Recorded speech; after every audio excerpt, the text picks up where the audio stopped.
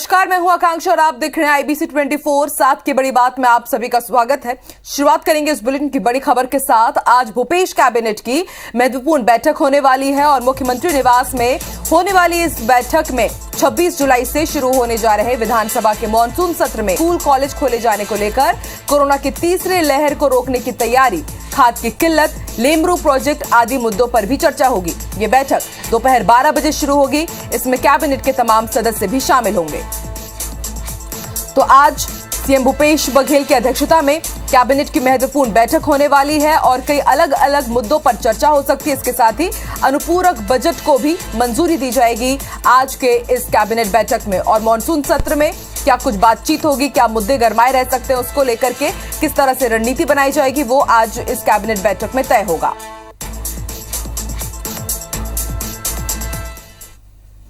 मुख्यमंत्री भूपेश बघेल ने निवास कार्यालय में आयोजित बैठक में अन्य पिछड़ा वर्गों एवं आर्थिक रूप से कमजोर वर्गों की गणना की तैयारियों की समीक्षा की। राज्य सरकार ने इस गणना के लिए एक सदस्यीय डेटा आयोग का गठन सेवानिवृत्त जिला एवं सत्र न्यायाधीश CL पटेल की अध्यक्षता में किया। मुख्यमंत्री ने समीक्षा के दौरान कहा कि आयोग संभागीय मुख्यालयों में सामाजिक संगठनों के साथ बैठक कर उनसे विचार विमर्श करे और उनके सुझाव ले।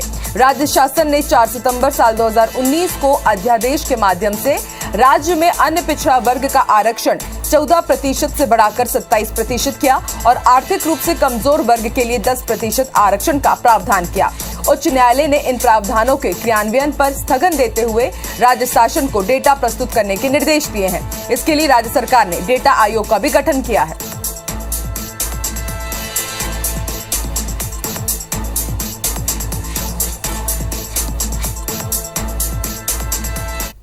चलिए अब बात करते हैं मध्य प्रदेश की कुछ खबरों की। बड़ी खबर आपको बता दें, भोपाल से बताया जा रहा है कि आज मंत्रालय में काम नहीं होगा और दोपहर 12 बजे से शाम 4 बजे तक मंत्रालय के गेट पर विरोध जताया जाएगा। अपनी मांगों को लेकर कर्मचारी प्रदर्शन करने वाले हैं। केंद्र के निर्णय से राज्य कर्मचारियों ने सरकार के खिलाफ मोर्चा खोल दिया है। राज्य के कर्मचारी केंद्र के ही समान 28% महंगाई भत्ता DA चाहते हैं। मंत्रालय कर्मचारी संघ ने प्रदर्शन की सूचना राज्य सरकार को दे दी है।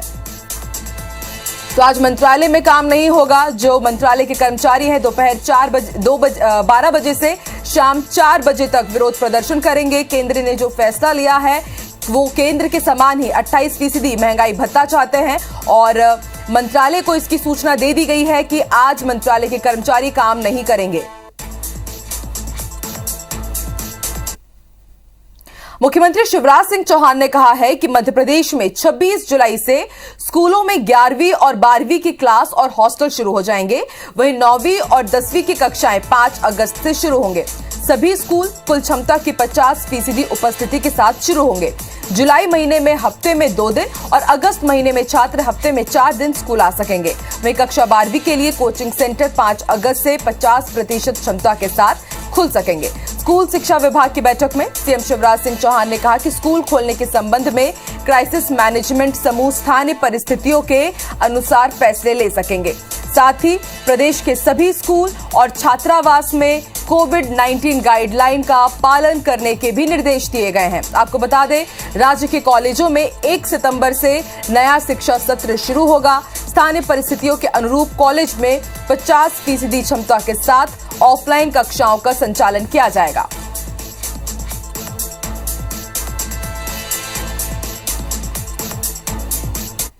चलिए अब जान लेते हैं मध्य प्रदेश छत्तीसगढ़ में आज दिन भर क्या खास रहने वाला है। रायपुर से हमारी सहयोगी प्रिया जुड़ी है और इसके साथ ही भोपाल से हमारे सहयोगी शिखिल भी जुड़े हैं। शिखिल, सबसे पहले आपकी तरफ रुख करते हैं। आज बताइए मध्य प्रदेश में क्या कुछ खास रहने वाला है, बड़ी सियासी हलचल और दूसरी आम खबरें। देखिए, सियासी हलचलों की बात यहाँ पर की जाए तो सबसे पहले बात कांग्रेस की, क्योंकि कांग्रेस में 4 दिनों तक का जो मैराथन बैठकों का दौर है वो आज भी यहाँ पर जारी है। निकाय चुनाव, उपचुनाव और इसके साथ साथ जो तमाम रणनीतियाँ हैं, संगठन किस प्रकार से मजबूती दी जानी चाहिए, उसे लेकर पूर्व मुख्यमंत्री और PCC चीफ कमलनाथ अपने संगठन को मजबूती को लेकर पदाधिकारियों के साथ बैठक यहाँ पर कर रहे हैं।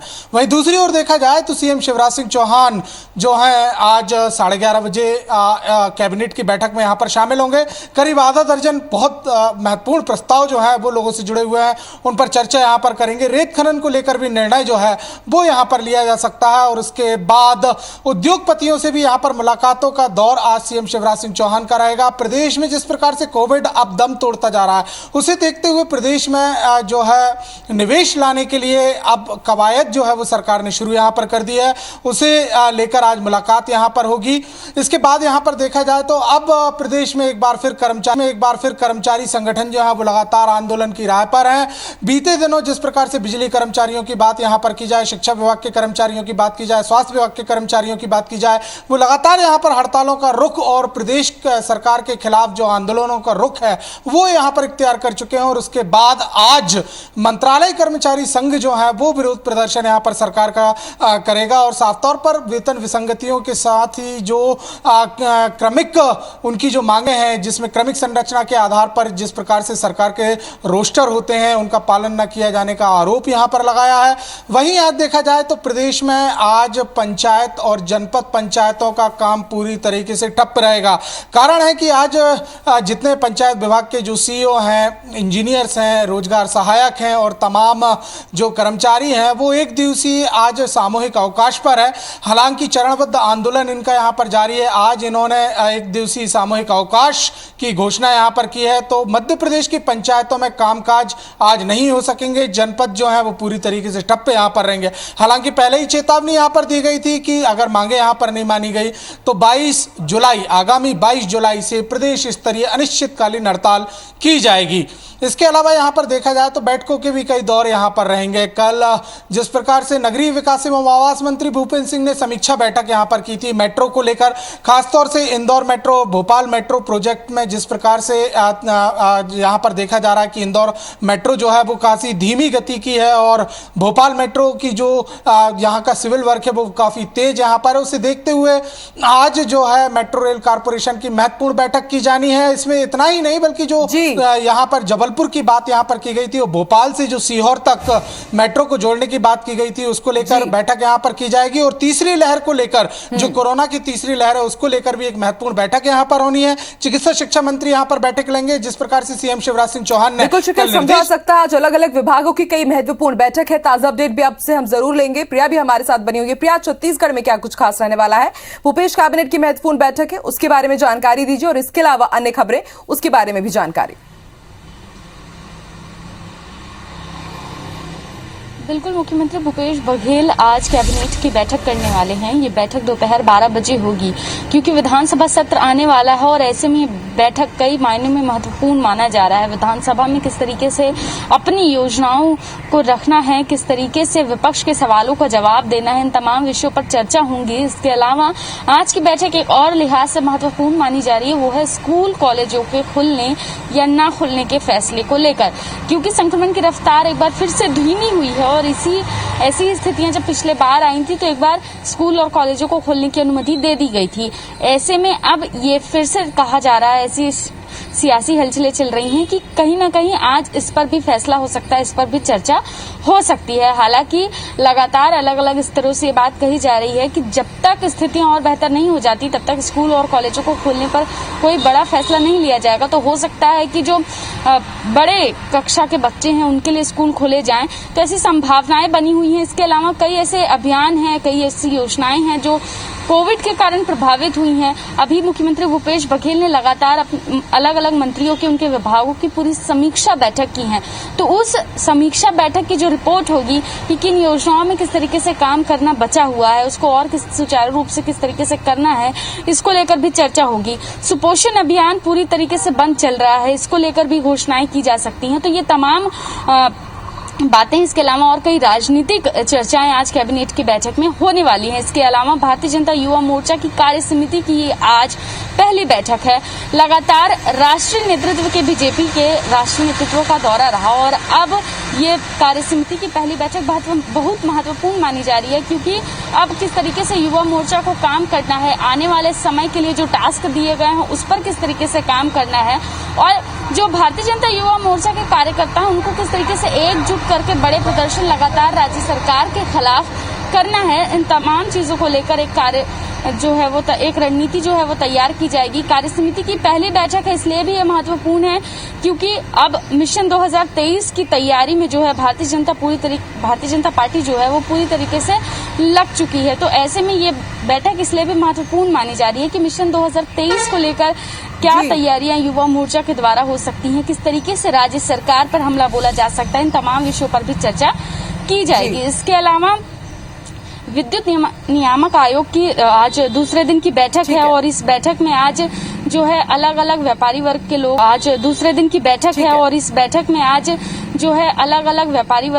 हैं, उद्योगों के जो लोग हैं उनसे भी चर्चा की जाएगी और पूरी विस्तृत जानकारी उनसे भी ली जाएगी। तो ये तमाम खबरें हैं आकांक्षा जिन पर आज दिन भर IBC 24 की नजर रहने वाली है। ठीक है, शुक्रिया प्रिया पूरी जानकारी के लिए। शुक्ला आपका भी बहुत बहुत शुक्रिया पूरी जानकारी के लिए। चलिए बढ़ते आगे, बात करेंगे आगर की। आगर में सबसे सस्ती और ऊर्जा के बाद अब शाहजहांपुर में उससे भी सस्ती सौर ऊर्जा बनेगी। शाहजहांपुर सौर ऊर्जा प्लांट ने ₹2.33 प्रति यूनिट के साथ देश में सबसे न्यूनतम टैरिफ पर बिजली देने का इतिहास बनाया है। लगभग 10 घंटे की लगातार ऑनलाइन रिवर्स बिल्डिंग के बाद शाहजहांपुर सोलर पार्क 450 मेगावाट के लिए डिस्कवर टैरिफ के लिए कीर्तिमान स्थापित कर चुका है। ₹2.33 प्रति यूनिट पर पूरे देश में सबसे न्यूनतम टैरिफ है।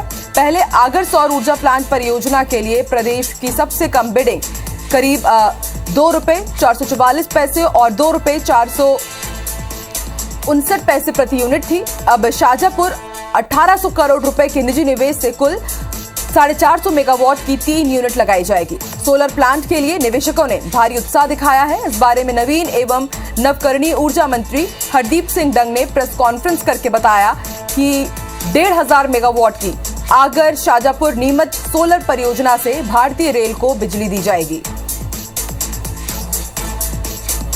ऊर्जा निगम के माध्यम से जो ऑनलाइन टेंडर की प्रक्रिया प्रारंभ की गई थी उसमें हमारे सभी जनप्रतिनिधियों को जिनकी एक सामूहिक मेहनत से जो आज रेट मिले हैं, इसका फ़ायदा हमें देश को मिलेगा, हमारे प्रदेश को मिलेगा, हमारे उपभोक्ता को मिलेगा। शाहजहांपुर की बिड अभी भी निरंतर जारी है और ये इसके जो दर आए हैं वो अभी तक ₹2.39 तक आ गई है।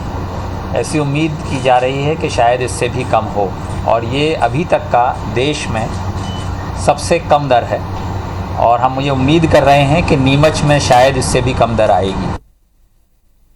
चित्रकूट में आरएसएस की बैठक में हुए फैसलों को जमीन पर उतारने की कवायद शुरू हो गई है। चित्रकूट का एजेंडा लागू करने के लिए अब मैदानी पदाधिकारियों को जवाबदारी सौंपी जाएगी। इसे लेकर 21 जुलाई को विदिशा में मध्य भारत प्रांत की महत्वपूर्ण बैठक बुलाई गई है। मध्य प्रदेश छत्तीसगढ़ के क्षेत्र प्रचारक दीपक बिस्पुते की मौजूदगी में होने वाली इस बैठक में चित्रकूट एजेंडा के क्रियान्वयन और समयबद्ध कार्य योजना पर चर्चा होगी। दरअसल चित्रकूट बैठक में संघ की शाखाओं से लेकर कोरोना की तीसरी लहर के संबंध में जरूरी तैयारियां और सेवा कार्य शुरू करने का निर्णय लिया गया है। साथ ही प्रचारकों के कार्यक्षेत्र में बदलाव किए जाने की चर्चा है। ऐसी संभावना है कि इस बैठक में मध्य प्रदेश के बीजेपी नेता भी शामिल हो सकते हैं। बीजेपी इस बैठक को रूटीन प्रक्रिया बता रही है तो वहीं कांग्रेस तंज कस रही है। संघ परिवार हमारा विचार परिवार है। हमारा मंथन लगातार ही चलता रहता है। कैसे हम सेवा कार्य करें, हमें कैसे सबको मिलकर कार्य करना है, उस पर लगातार बैठकें चलती भी रहती है। ये हमारी निरंतर की प्रक्रिया है। उत्तर प्रदेश उनकी जो है धर्मशाला है और लेबोरेटरी है, तो मध्य प्रदेश में सक्रियता उनकी है। क्या चिंतन करते हैं, क्या मनन करते हैं पता नहीं। देश की परिस्थितियों में तो कोई उनकी हिस्सेदारी दिखाई नहीं पड़ती। बस बैठक, भोजन और विश्राम, मनन हो रहा है, चिंतन हो रहा है। मध्य प्रदेश की पर्यटन एवं संस्कृति मंत्री उषा ठाकुर के साथ सेल्फी लेना हो तो इसके लिए 100 रुपए लगेंगे। मंत्री उषा ठाकुर ने अपने साथ सेल्फी लेने के लिए फीस तय कर दी है। उषा ठाकुर का कहना है कि सेल्फी के चक्कर में उनका समय खराब होता है, कई बार सेल्फी के कारण लेट भी हो जाते हैं। इसलिए संगठन की दृष्टि से विचार किया गया, जिस मंडल में जो जितनी सेल्फी लेगा वो 100 रुपए कोषाध्यक्ष के पास जमा करेगा ताकि ये राशि संगठन के काम आ सके। बता दें कि उषा ठाकुर खंडवा दौरे पर पहुंची थी और बीजेपी कार्यालय में कार्यकर्ताओं को संबोधित कर रही थी। उन्होंने कहा, बुके की जगह बुक यानी किताब देकर सम्मान कीजिए ताकि वो किसी के काम आ सके। तो संगठनात्मक दृष्टि से ये विचार किया कि हमारे यहाँ मंडल कार्यकारिणी है, हमारे मंडल कार्यकारिणी में कोषाध्यक्ष जी भी होते हैं, तो जिस मंडल में जो जितनी सेल्फी खिंचाएगा वो 100 रुपये का शुल्क मंडल कोषाध्यक्ष के पास जमा करेगा ताकि वो सब राशि संगठन के काम में ही आएगी। ग्वालियर चंबल अंचल से दो दिग्गज नेता अब देश का नेतृत्व कर रहे हैं। यहां की आवाम को भी अपने नेताओं से काफी उम्मीद है। एयरपोर्ट विस्तार और नए एयरपोर्ट का मुद्दा काफी पुराना है। कई बैठकें हुई मगर नतीजा कुछ नहीं निकला। मगर सिंधिया के हाथों में अब नागरिक उड्डयन की कमान ने एक बार फिर से उम्मीदों को हवा दे दी है। अंचल के लोग अब सपनों की उड़ान भरने को बेताब हैं। ये रिपोर्ट देखिए। ज्योतिरादित्य सिंधिया के नागरिक उड्डयन मंत्री बनते ही ग्वालियर चंबल अंचल के सपनों को मानो पंख लगने वाले हों। 20 साल के इंतजार के बाद एक बार फिर नए सिविल एयरपोर्ट को लेकर हलचल तेज हो गई है। मौजूदा एयरपोर्ट एयरफोर्स की सीमा में है, इसलिए फ्लाइट संचालन के लिए दूसरे एयरपोर्ट जैसी यहाँ स्वतंत्रता नहीं है। फाइटर प्लेन की यहाँ हमेशा प्रैक्टिस होती रहती है। ऐसे में चैम्बर ऑफ कॉमर्स भी नए एयरपोर्ट की डिमांड काफी समय से कर रहा है। सिंधिया के मंत्री बनने के बाद एक बार फिर टीम जमीन तलाशने के लिए ग्वालियर पहुंची। वो साडा की भी जगह दिखाई है, भितरवार एरिया में भी हम लोगों ने जगह दिखाई हुई है। तो अगर जहाँ पे भी अगर फिजिबिलिटी उसकी ठीक होगी वहाँ पे ग्रीन फील्ड ले सकते हैं।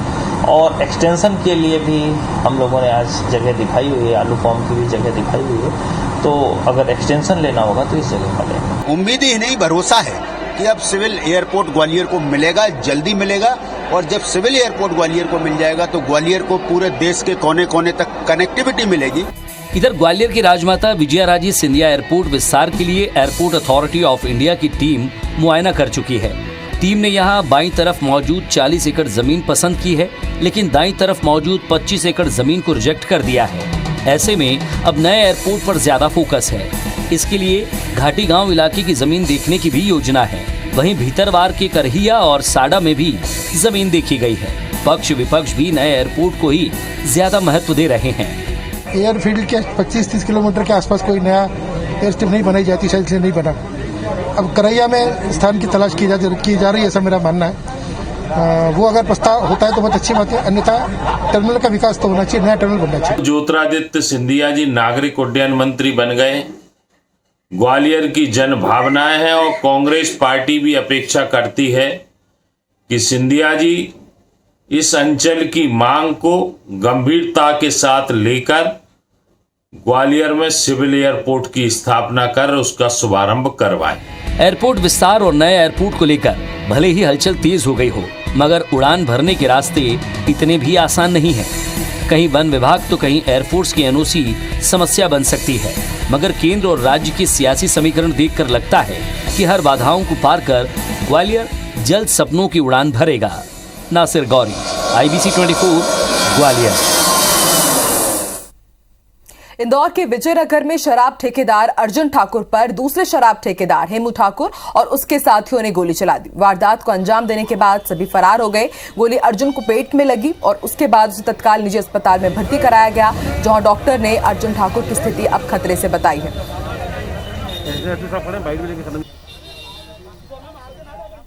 प्रारंभिक तौर पर ये जानकारी प्राप्त हुई है। अभी पुलिस जो प्रारंभिक बातचीत हुई है उसमें 2 लोगों के नाम आ रहे हैं। तो जो इनपुट मिले हैं उसके आधार पर हम लोग इसमें प्रकरण दर्ज कर रहे हैं और शीघ्र ही आरोपियों को हम लोग इसमें गिरफ्तार कर लेंगे। मुख्यमंत्री शिवराज सिंह चौहान ने कानून व्यवस्था की समीक्षा करते हुए इंदौर में हुई गोलीकांड को गंभीरता से लेते हुए डीजीपी को निर्देश दिए कि मामले में जल्दी कार्रवाई करते हुए आरोपियों को तुरंत पकड़े और कठोर कार्रवाई करें। समीक्षा के दौरान सीएम ने कहा कि बेहतर कानून व्यवस्था के लिए कार्य के आधार पर जिलों की ग्रेडिंग की जाएगी। अच्छा काम करने वाले जिलों को पुरस्कृत किया जाएगा।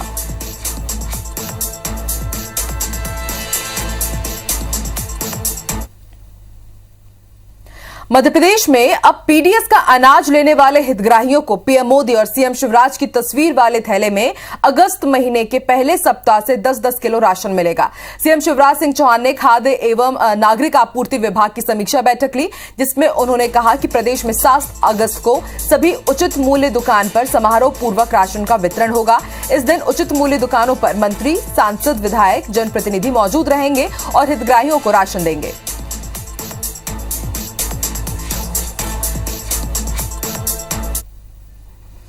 केंद्र सरकार के इलेक्ट्रिसिटी अमेंडमेंट बिल 2021 का विरोध शुरू हो गया है। मध्य प्रदेश के साथ ही पूरे देश के करीब 15 लाख बिजली कर्मचारी अधिकारियों ने इसका विरोध शुरू कर दिया है। कर्मचारियों ने सोमवार को देश के सभी जिला और संभाग मुख्यालयों पर 2 घंटे का विरोध प्रदर्शन किया। भोपाल की गोविंदपुरा बिजली कार्यालय में 2 घंटे तक प्रदर्शन किया गया। इस विरोध प्रदर्शन में all India power engineers federation के अध्यक्ष शैलेंद्र दुबे भी उपस्थित रहे। अधिकारी कर्मचारी हर जिले में हर परियोजना पर 2 घंटे का विरोध प्रदर्शन कर रहे हैं और हमने चेतावनी दी है कि अगर बिजली कर्मियों से बातचीत न की गई और कोई एक तरफा कोशिश की गई बिल को पार्लियामेंट में पास कराने की, तो 15 लाख बिजली कर्मचारी एक दिन की हड़ताल करेंगे। बीजेपी विधायक नारायण त्रिपाठी ने अलग विंध्य प्रदेश से ही विंध्य क्षेत्र का विकास होने का दावा किया है। उन्होंने कहा है कि अगर राज्य अलग बन जाएगा तो वो आत्मनिर्भर विंध्य बनाकर दिखा देंगे। नारायण त्रिपाठी ने चित्रकूट में अयोध्या से भी भव्य राम मंदिर बनाने की मांग की है। इसके लिए उन्होंने कामतगिरी पर्वत की परिक्रमा के बाद आंदोलन शुरू करने की बात कही है। उन्होंने ये भी कहा कि वो गड़बड़ियों पर खामोश नहीं रहेंगे। इसके लिए उन्हें बागी भी कहा जाए तो उन्हें कोई गुरेज नहीं होगा। एक आदमी अब ये चाहता है कि हमारा बिंद हमें दे दो। मोदी जी का जो सपना है कि समृद्ध भारत, आत्मनिर्भर भारत, तो उसी तरह समृद्ध बिंद, आत्मनिर्भर बिंद हम टूरिज्म के दम पर बनाकर दे देंगे। हमारे पास इतना संसाधन है। बॉलीवुड एक्ट्रेस शिल्पा शेट्टी के पति और मशहूर बिजनेसमैन राज कुंद्रा को मुंबई क्राइम ब्रांच ने सोमवार देर रात गिरफ्तार किया। कुंद्रा पर अश्लील फिल्म बनाने और उन्हें कुछ ऐप्स पर दिखाने का आरोप है। मुंबई पुलिस कमिश्नर हेमंत नागराले का कहना है कि कुंद्रा इस मामले में मुख्य साजिश करता है और हमारे पास उनके खिलाफ पुख्ता सबूत है। इससे पहले राज कुंद्रा को क्राइम ब्रांच ने पूछताछ के लिए बुलाया था। बताया जा रहा है कि क्राइम ब्रांच की प्रॉपर्टी सेल उनसे पूछताछ कर रही है। हालांकि गिरफ्तारी के बाद पुलिस ने पॉर्न मामले का खुलासा किया।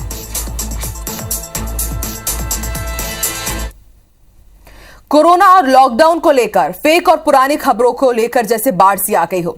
चेतावनी के बाद भी लगातार सोशल मीडिया पर फर्जी खबरों को प्रसार किया जा रहा है। इसी बीच छत्तीसगढ़ में सोशल मीडिया पर कई शहरों में लॉकडाउन की खबरें वायरल की जा रही है। आपको बता दें कि IBC 24 का ये वीडियो 1 साल पुराना है, यानी कि साल 2020 का है। इस साल ना तो सरकार ने छत्तीसगढ़ में लॉकडाउन को लेकर कोई आदेश जारी किया है और ना ही IBC 24 ने ऐसी कोई भी खबर प्रसारित की है। IBC 24 लोगों से अपील करता है कि चैनल की पुरानी वीडियो को शेयर कर अफवाह ना फैलाए। साथ ही चैनल अपने दर्शकों और प्रदेश की जनता से ये अपील भी करता है कि ऐसी खबरों पर यकीन ना करें। किसी भी ताजा अपडेट के लिए लगातार लाइव चल रहे न्यूज चैनल की खबर से पुष्टि करें। जो भी वीडियो शेयर किया जा रहा है उस वीडियो में एक बार चैनल के लोगों पर चलने वाली डेट को जरूर देख लें।